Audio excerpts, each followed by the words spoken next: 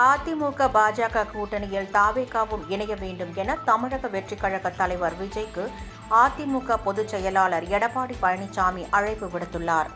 சட்டப்பேரவை தேர்தலுக்கு இன்னும் 10 மாதங்களே உள்ள நிலையில் திமுக தலைமையிலான கூட்டணியும் அதிமுக தலைமையில் பாஜக, தமாக உள்ளிட்ட கட்சிகள் இணைந்து தேர்தலை சந்திக்க உள்ளது. மேலும் நாம் தமிழர், தமிழக வெற்றிக் கழகம் உள்ளிட்ட கட்சிகள் தனித்தனியே போட்டியிட உள்ள நிலை உள்ளது. இந்நிலையில் அதிமுக கூட்டணியை பலப்படுத்தும் வகையில் புதிய கட்சிகளை சேர்த்துக் கொள்ளும் முயற்சியை எடப்பாடி பழனிசாமி முன்னெடுத்து வருகிறார். அதன் ஒரு பகுதியாக திமுகவை வீழ்த்த வேண்டும் என்ற ஒத்த கருத்தில் பயணிக்கும் சீமான், விஜய் அதிமுக கூட்டணிக்கு வர வேண்டும் என அவர் அழைப்பு விடுத்துள்ளார். இது தொடர்பாக அவர் ஆங்கில நாளிதழுக்கு அளித்த பேட்டியில் 2026 சட்டசபை தேர்தலிலும் அதிமுக தலைமையில் ஒற்றை கட்சி ஆட்சிதான் அமையும். கட்சியினரை குஷிப்படுத்தவே பாஜக தலைவர்கள் கூட்டணி ஆட்சி என்று பேசி வருகின்றனர் என்றார்.